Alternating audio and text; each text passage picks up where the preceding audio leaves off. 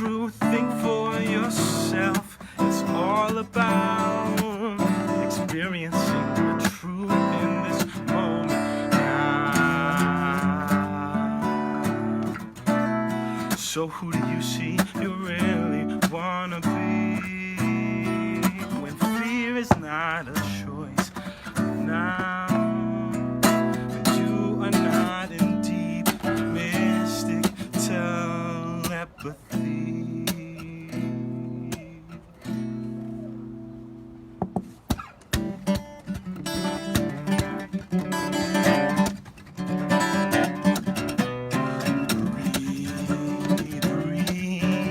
Into this reality.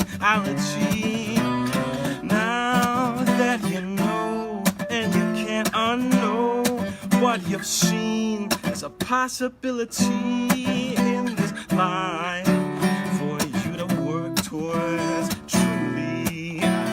Oh, how it's all on you, and if it's the right time to go there and put the work in, are you ready for what's to come now? There's no turning back.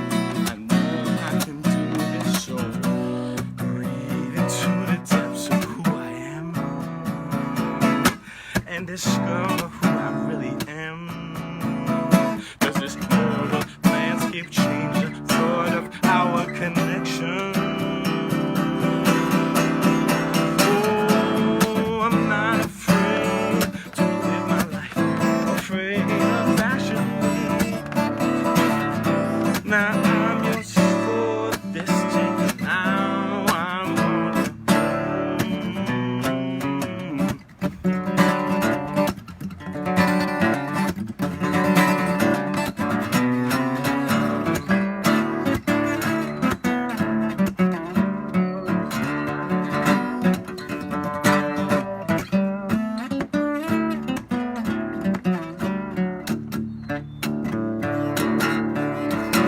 of this fear of dying, it's all so real.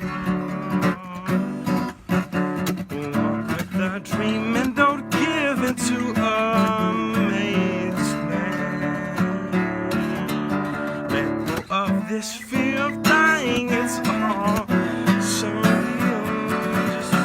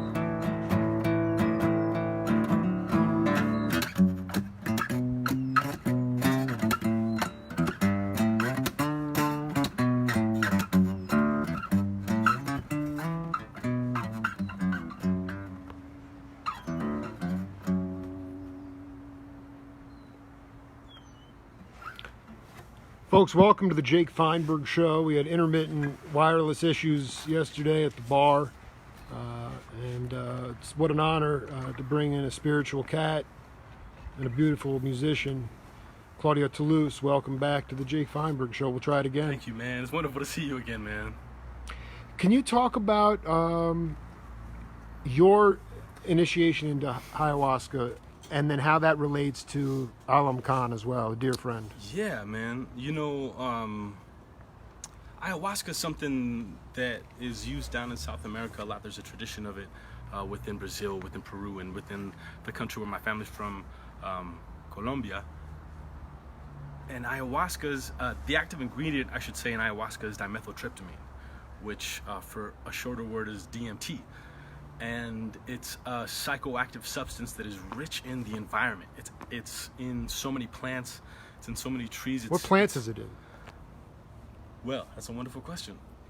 I'm just trying to get an idea of how big in nature, you know. No, so the plants that it's in South America is, I believe it's actually, I might have this incorrect, but to my understanding, there's a bark and there's a leaf that are mixed together, and one has is rich in dimethyltryptamine, and the other one has an MAO inhibitor or has a blocker so that your immune system, your stomach, when you eat DMT, your stomach doesn't break down the psychoactive substance of what DMT is.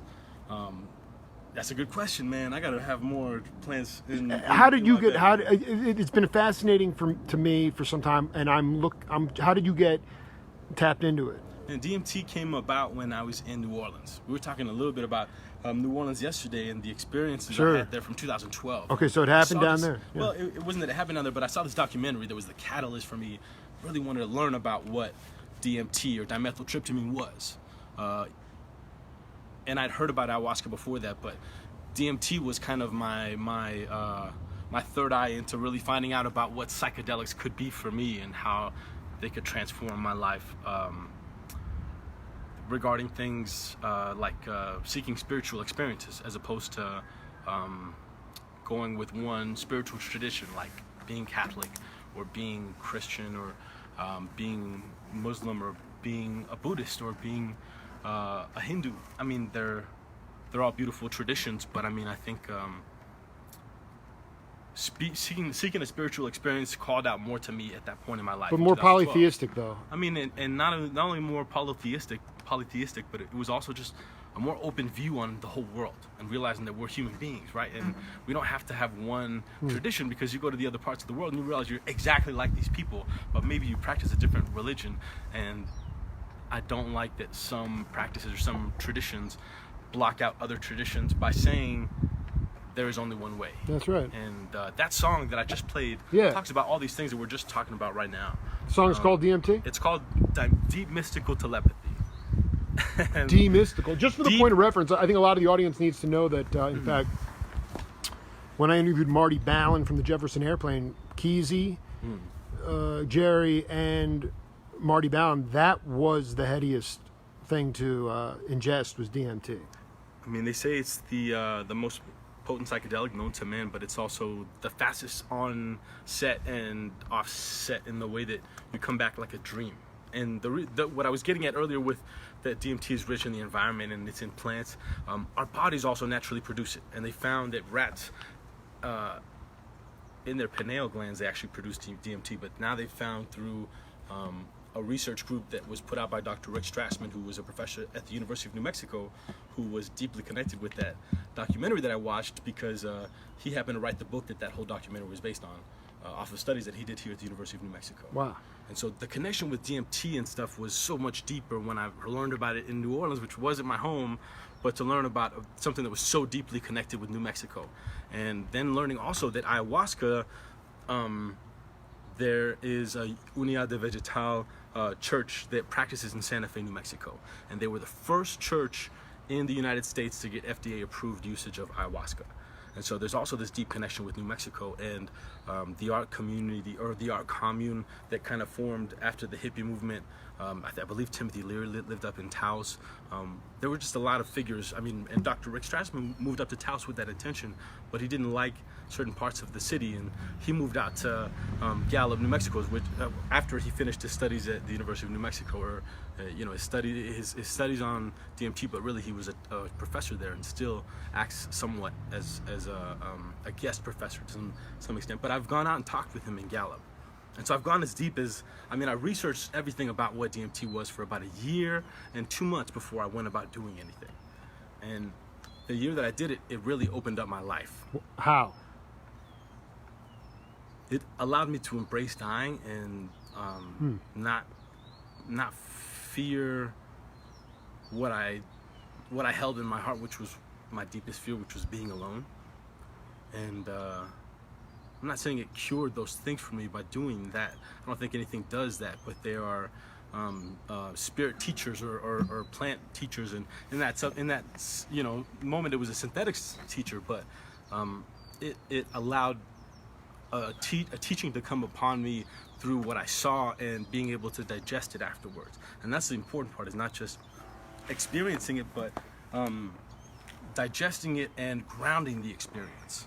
And that's really, I think, where DMT did a lot for me, because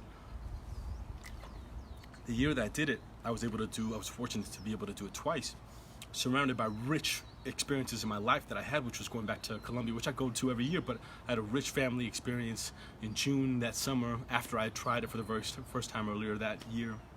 And in July into August, I went down to South Africa, which was a very heart-opening experience as well, and allowed me to cure, I mean, not cure, but at least mend to some of the scars or the wounds that I had from recovering, no longer being a Catholic. I make jokes all the time saying that. Oh, I did. Okay. Catholic, Yeah. You know, listen, Claudio, we're talking to a guy who came into music through the blues, and then you learned the pedagogy, Yeah. I went through the schooling system. But I want you to play Yeah.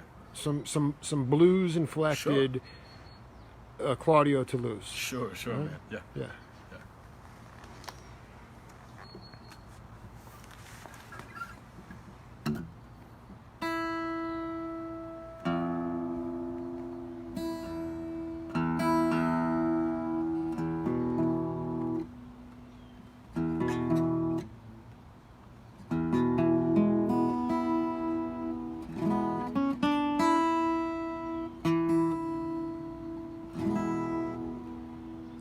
Always like something that you try and do on the moment that you're like, all right, I got this, I can tune. And then you're like, all right, I don't have to work this hard because actually I have a tuner, and it can do the work for me of figuring out where I'm wrong and where my ear is hearing something off. So this song that I'm gonna play for you, that's a little bit bluesy and inflected, and you said Claudio blues inflected. So yeah, I'm gonna play you an original song that has a lot of blues influence in it, and it's something like the song that I played earlier and like the song that I played yesterday for you. They're all original songs that I put out on my very first album.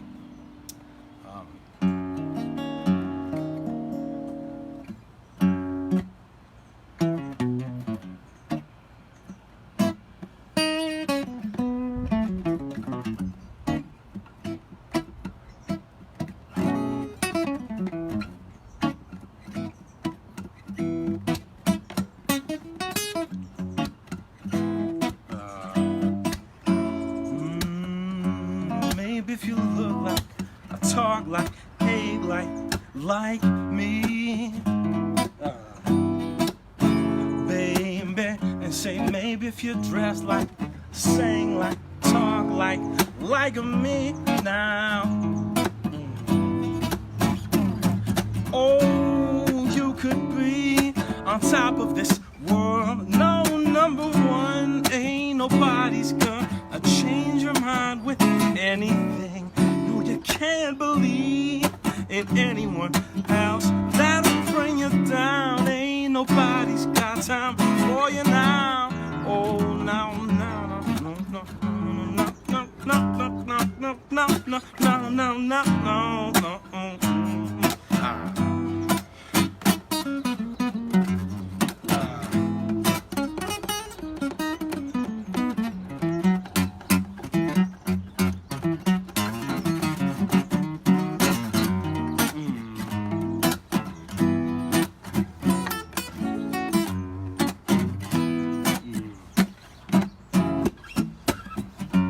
And if you are down, live strong, chase your dreams and don't give up now. Oh, I know what you want. Happiness is within. Just start finding this way about yourself. Oh, you could be on top of this world. No, number one, ain't nobody's gonna change your mind with anything. No, you can't believe in anyone else. That'll bring you down. Ain't nobody's got time for you now. Oh, no.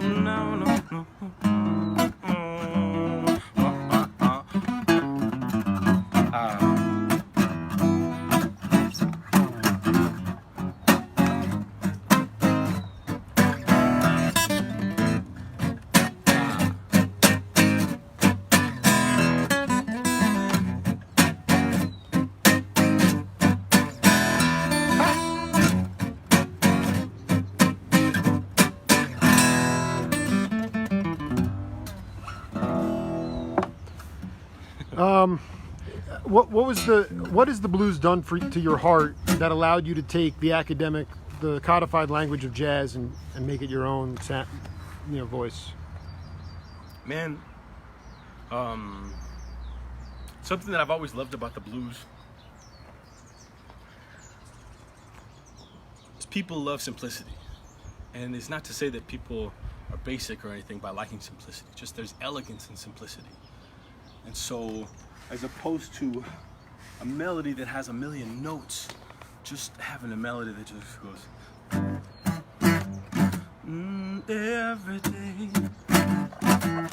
every day I sing the blues. It's like a super simple melody that has so much elegance and drive and power to it, more so than like what other songs or other melodies do. And not to say that there's anything wrong with that, but what blues has influenced me to do a lot in my original songwriting and take from everything that I've had with jazz teaching or music education in general is finding a way to funnel feeling and put a little bit of stank, a little bit of grease on stuff. It's got to be dirty, yeah. If it's not, then if it's just too clean and it just doesn't feel right, right? It's like, at least for me, because of the music that I grew up loving. I mean, I didn't just love blues when I was growing up, but I loved hip hop. I loved R&B. I loved Boys to Men back in the day. I mean, I'm not ashamed now to say I was a Backstreet Boys and NSYNC. It's like come on, man, everybody. That I listened to when I was growing up and seen on TV, and it all influences you in whatever way it does to have you have a taste, right? Have a voice. And even though it's not something that you work on every day on making sure my sound is right, it's like, no, it's something that you develop over all these years and continue developing. And so when people hear you down the road, that's why when people hear an album of them early on in their career to later on, it's a lot different. And it's not to say that when it's better or worse, it's just the evolution of the artist. And where I'm at right now is a culmination of blues, of R&B, of pop music, of jazz, of Latin music, of cumbia, of colombiano music, of folkloric music, Spanish, flamenco music, classical music. It's all of these things stirred up into a pot. And even though it doesn't come out in every single song, when my albums come out, the very first album I put out was called The Story of Part 1. And the reason I did that is because it offers me the opportunity to continue the narrative of what my first piece of work, so to speak, is. So there's a story of Part 1, story of Part 2, story of Part 3. And there's a connection heavily of synesthesia through the albums and through everything. And did you have that? Absolutely, man. Absolutely. My very first one is... I want you to talk about this idea of taste is equivalent to... I mean, you can... it's the senses work in different ways. I want you to explain. Synesthesia is something that Garcia had that too. Man, a lot of musicians have it. You see colors, I think everyone has it, man, because all of us when we're young sing, dance, we write stories, we write journal, even if some people hate it more than others and some people do it when they're older, or some people sing and some people are better than others and they stop doing it. Everyone does it at one point in their life, and everyone draws, and people come into art festivals all the time in the booth that I show my father's work with when I travel on the road, man, and they would say, oh, I'm not talented. And I always argue with those people, man, because I think everyone has absolutely. the capacity That's more a to self-concept thing, yeah. In multiple forms. And so as artists, all of us have that love for that. And someone that inspired me was Miles Davis, because he took on all these different things that he loved, not only genres and broke down barriers of going with the fads and the trends, but he did paintings. He did some crazy, wacky looking paintings that I love, man. And I met somebody that owns one of Miles Davis's, paintings, and that's so beautiful, man. It's like that aspect of a musician that has expressed themselves harmonically, melodically, and then suddenly inspired, by a Michelangelo piece or, a Miro piece or, a Picasso giant, sculpture, whatever it is that they see that inspires them to say, I want to try that. And why not? You know what I'm saying? No, I did. I mean, here's the thing. That's why I do that, though, right? Is the art and music thing is like, why not? I grew up around art and music.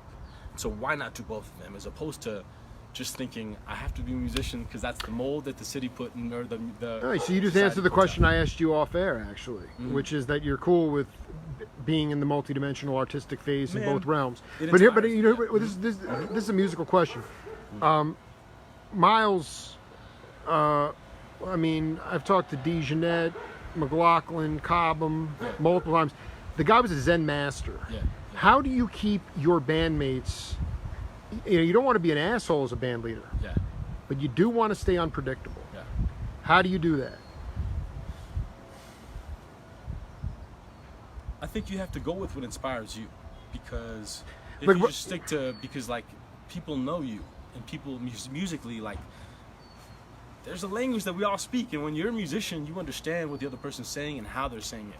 And so you hear them years down the road, and you're like, oh man, this person's gotten so much better, or whatever. So you have these people that are the closest to you, and how do you know keep people on their toes and not just do what they expect, is by you yourself putting yourself in that place of seeking inspiration and not being scared to go out and study North Indian classical music out in the Bay Area in Marin County, because it inspires you after you do a psychedelic trip. Like, there's nothing wrong with that.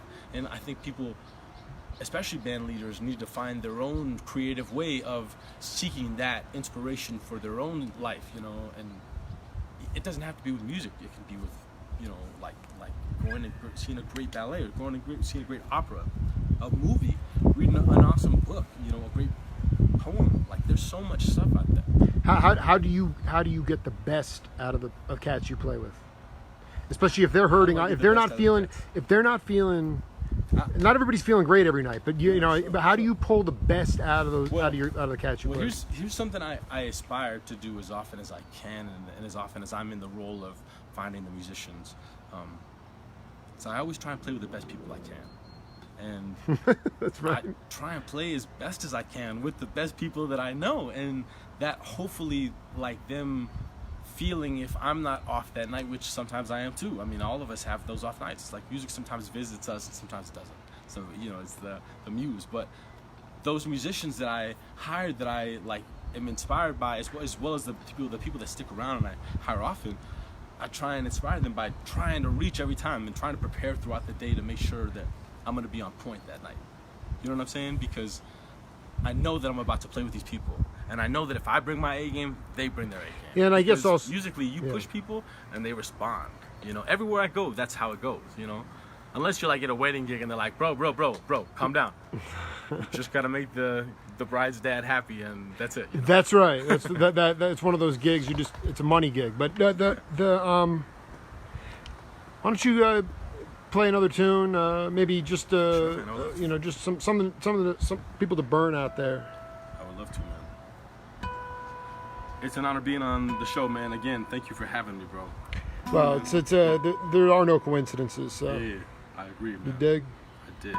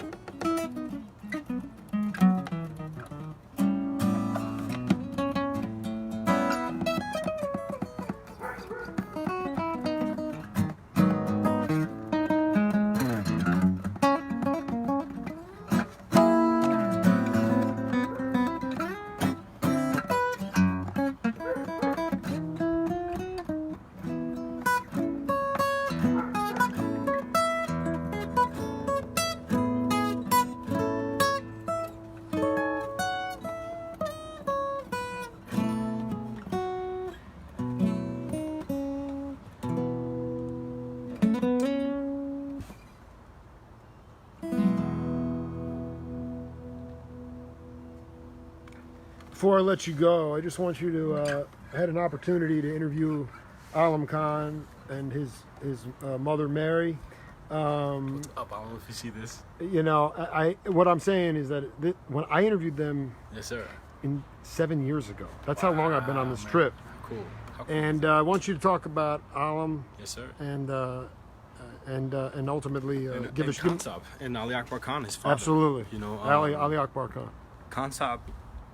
Khansab did so much for me, man, in opening up my heart musically, because talk about, you know, as a musician and as a band leader, you were talking earlier about inspiration and how do you in some way, like, you know, raise the bar and always do that for other people. And I was telling you by seeking inspiration, but man, like music, you know, musicians always find it hard to find new music and get inspired by stuff, or they hit a wall eventually, you know. And I got into Ali Akbar Khan's music after I graduated, around the time that I was getting ready to graduate from University of New Mexico. And when I graduated and went on this trip that I thought I was going to do, I wanted to move to Nashville, do my Studio cat or thing. I wanted to do my solo career, and I'm still doing that. But I mean, I ended up realizing it wasn't for me. Going back to New Orleans, and I started, I paid rent at my friend's place, and I started listening to Khansab's music daily, like not just daily, but like at least an hour a day.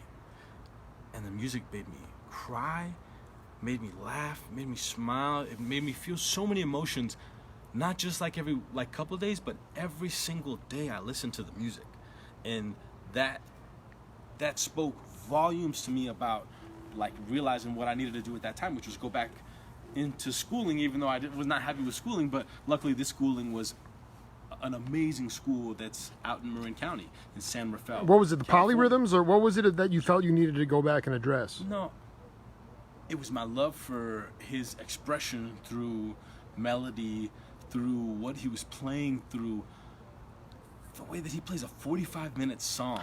Right, You know I what figured I'm you got hip to those, Oh my God, the the Connoisseur ragas. Society 40-minute raga thing. Or the 120-minute rock. You know, there's so many profound things that It's I a continuation of inspiration. of it, not only inspiration, but realizing music traditions that are deep to the extent of what jazz is. I mean, I shouldn't assume or say that, but I mean, jazz, you know, we see in this culture over here as being the highest form because of the harmony, because of everything you have to understand in order to improvise, compose, approach everything more so than just be an interpreter of everything that you understand with music theory. But in North Indian classical music, you realize the immense ocean that is within that music. They don't even use harmony. And so to learn about that and go to that school and dig my feet into the grounds of that ocean and start slowly like sinking in until I'm eventually just immersed in it is something I realized it was part of my path, like you were talking about in your path that started 7 years ago when you, not started, but earlier than that, but I'm saying that's when it the started. experience of realizing that you're in the right path was something like, at that point when I was seeking what to do next, Khansab and that school offered me that home.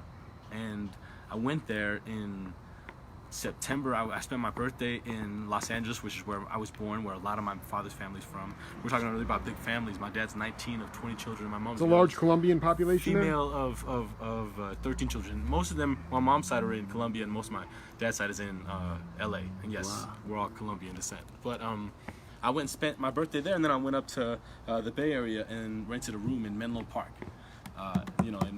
Keys. That's Keysy territory out there. And we'll drive up an hour unless I got stuck in traffic all the way up, to San Rafael and take classes at the Ali Akbar College of Music. Now, Khansab passed away, if I'm not mistaken, in 2012 or 2009. But years ago, before I got into the music, I believe it was in 2009. And just to be able to go to the place where you still felt his presence was so much, because he'd been touching my heart directly every single day. You know what I'm saying? Like, when I went and had the opportunity to meet Mary and Alam, like, I was just like I could have, gotten down and like kissed their feet. You know what I'm saying? Because I was just like, Mary was his late wife and birthed Alam Khan, who is now my Khansab, because he's my teacher. Oh, he's your teacher now. Alam is your he's teacher. the gentleman that I've been studying with. Absolutely. It's beautiful. I continue studying since I went there for that semester. I continue since You're studying I traveled so sarod much. or sitar? No, there's an instrument inside that we can get up and get, but I had the opportunity to go there through a friend that was friends with Kansab in the 70s. And he had this guitar that was a 1947 Gibson guitar that in 1974 in the Bay Area, he transformed to be this thing that it is now, which is a guitar, sitar. I call it a guitar vina. And it's an amazing guitar that has 2 extra knobs and has a sitar bridge over here. So it has also fretted, frets, or scalloped frets, excuse me, that allow it to be like a sitar, more so than a sarod. So it's like a guitar sitar in that sense. That's why I say that. But I'm also bending notes in the same way that a sitar is bending notes to get what they're embellishing or their ornamentations on their melodies or their, what sounds like, half-step stuff. I mean, it's because they're moving between all the steps. It's unbelievable. But what is he? What makes Alam a good teacher?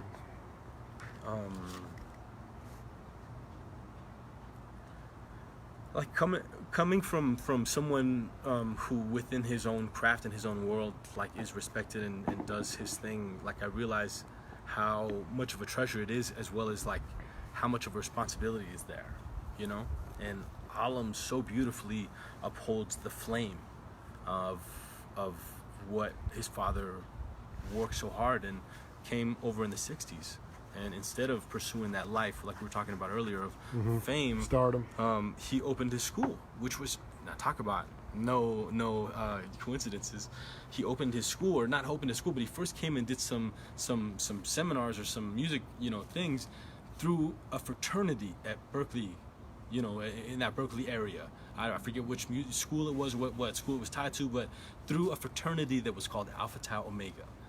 And the reason I know that and that's so close to me is because when I was here at the University of New Mexico, I, with some of my friends, helped restart. So I felt like this, like this immense wave of just like when you feel that synchrony of everything lining up and you're like, holy cow, I'm in the right place, And so like I just threw myself into the schooling of like wanting to learn about it. And when I first went there, Alam wasn't my initial teacher because he was just the guy that I conversed with on the phone, or would help me out with telling me what courses I shouldn't sign up for because I signed up for way too many courses, and it's a different setup than university.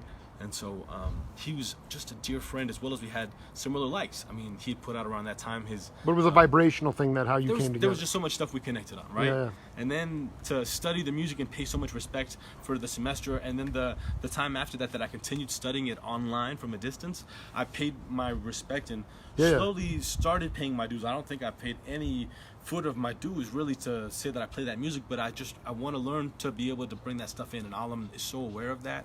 And so when I started studying with him in his classes and tuning into his classes to learn directly from him and be one of his students, it was a profound opportunity to grow musically, not just technique, but philosophically, about like tuning my ear to other things. I mean, like I was saying earlier, their music is not based on harmony. There's a drone and there's rhythm, and that tabla as opposed to the baya is tuned to the pitch of what the sitar player or the sarod is playing in. Usually sitar plays in C sharp, and usually sarod plays in C. And so that drone or the singer is playing she's in whatever key, but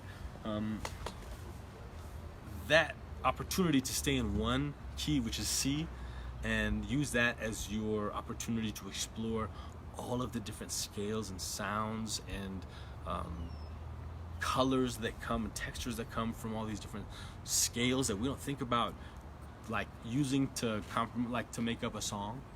You know what I'm saying? An emotion that it makes you feel. And so I mean, in the grand scheme, what is respect? Talk to the peeps out there about what respect. Because I mean, you with ayahuasca, you said you did book research for a year and 2 months. I mean, you didn't dive off the deep end, but you're saying that fundamentally changed your life, though. It did, but I mean, it wasn't ayahuasca, and I have to tell you because it's DMT. Ayahuasca is the brew that they have in South America. They have here as well as, like I told you, that church in Santa Fe that is through a church in Brazil. How did they get the FDA to approve that? That's a very interesting story, man, for another time. But absolutely, the thing that connected everything and that that tied the dot between DMT and the experiences that I had to where I'm at is love. Is choosing love as opposed to fear. that's the most basic truth that I got from it all. You know what I'm saying? Because in every opportunity, you come up to that point. You know what I'm saying? If it's struggle, if it's easy, if it's good, if it's bad. And when you choose love over fear, the doors open up and the path unfolds before you. And so I'm very grateful to DMT and to the psychedelic experiences that I had, and the ones that I am to have in my life. I'm 28 years old, and I don't think it's for everybody, and I don't speak it so that young people out there can hear and go look for it. I mean, I think it's not for everybody, and I think you have to pay respect to it and everything you do in life.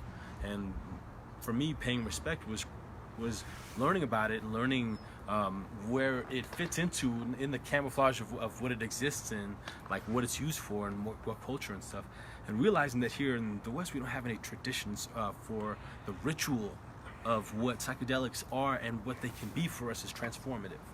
And so what I did was pay my respects by researching so much and listening to countless and countless hours of all these people, these psychonauts that you're talking about, these famous people back in the day, and how they did it, and how I can learn in my own way through all of this research and paying my respects by hours of preparing to create my own ritual, and does the high last? Is the cats back in the day said it would last?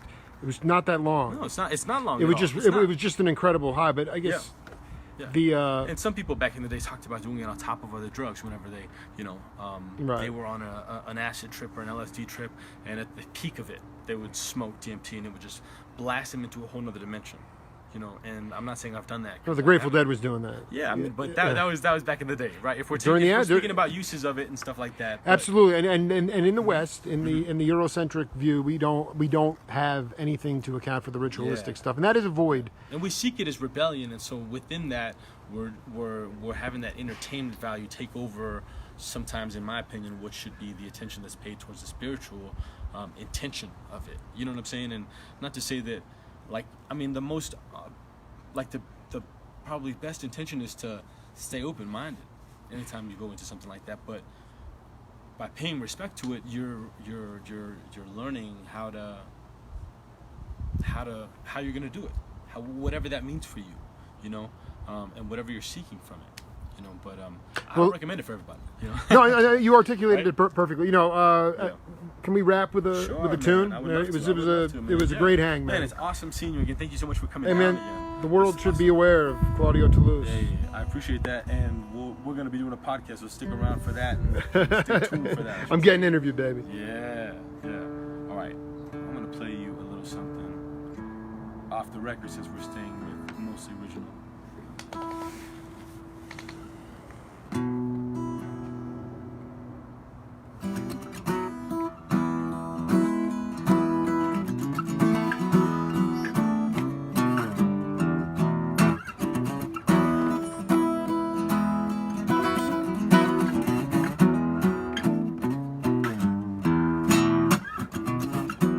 I wanna be hearing this simultaneously, but not knowing me, I'll just try, but I can't turn it away. In all my dreams, there's a big field of opportunity, and all my dreams are growing in it. Oh, in my world, I am fighting with the hands that claim life. Time fly by. If I catch up to then I'm sighing.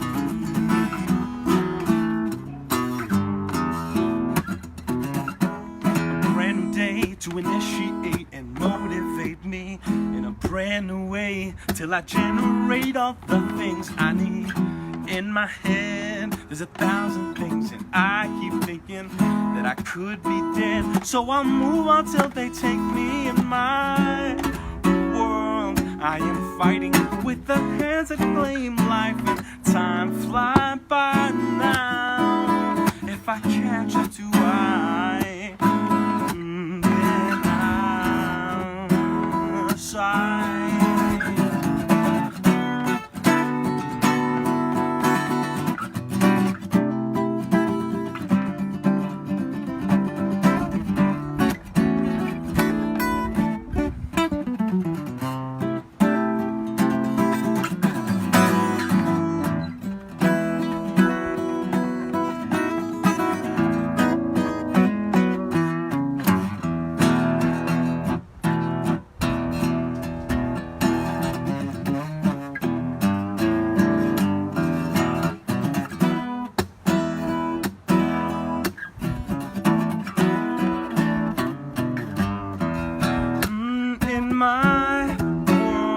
I am fighting with the hands that claim life and time fly by now. If I catch you too wide, then I'll shine. Oh, if I catch up too wide, then I'll shine. Oh, if I catch up too wide, then I'll shine.